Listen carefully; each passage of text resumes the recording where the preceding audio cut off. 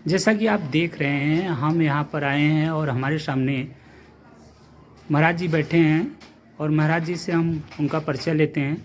श्री महाराज जी, आप कृपया अपना परिचय दें और हमें कुछ शुभ संदेश दें।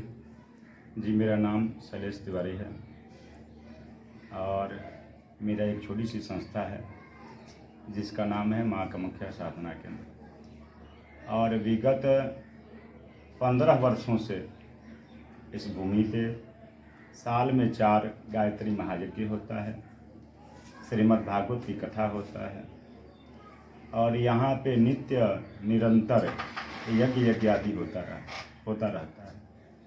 और यहाँ पे कई सारे भक्त आते रहते हैं और जो भी उनकी मनोकामनाएं होती हैं वह अवश्य ही माँ कामाख्या जी की कृपा से परिपूर्ण होता है।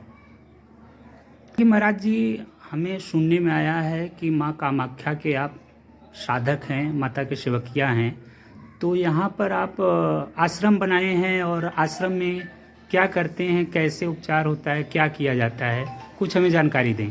यहाँ पे शुद्ध वैदिक पद्धति से और मंत्र शक्ति के द्वारा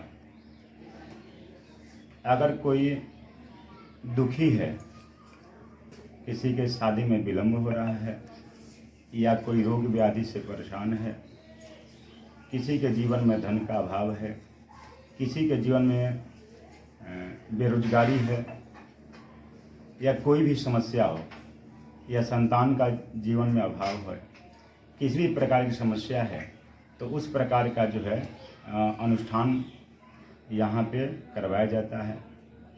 और अनुष्ठान के माध्यम से ही, और कहा गया है कि मंत्र में शक्ति है, दैवाधीनम जगत सर्वे मंत्राधीनम तो देवता। मंत्र के अधीन में देवता हैं।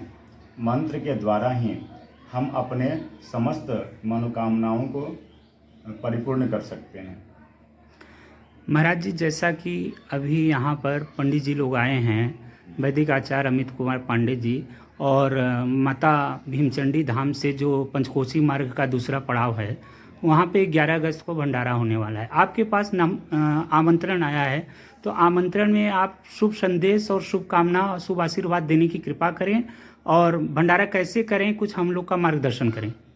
जी, मैं तो विगत लगभग 5 वर्षों से वहाँ भंडारा में जाता हूँ और यह भंडारा प्रत्येक भाद्रपद महीना के कृष्ण पक्ष में प्रतिपदा तिथि को होता है और यह बहुत विशाल भंडारा होता है।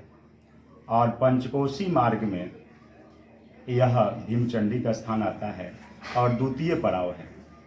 प्रथम पड़ाव आपका कंदवा है जी, कंदवा है जी, और जहाँ कर्दमेश्वर महादेव है जी, जी, और द्वितीय पड़ाव आपका जो है भीमचंडी का स्थान है जी। और माँ भीमचंडी का जो स्थान है, यह एक ऐसा स्थान है कि यहाँ अगर भक्त किसी भी कामना से जाए, यम यम चिंतयते कामम तम तम प्राप्नोति निश्चितम परमेश्वर मतुलम प्राप्स्यते भूतले पुमान।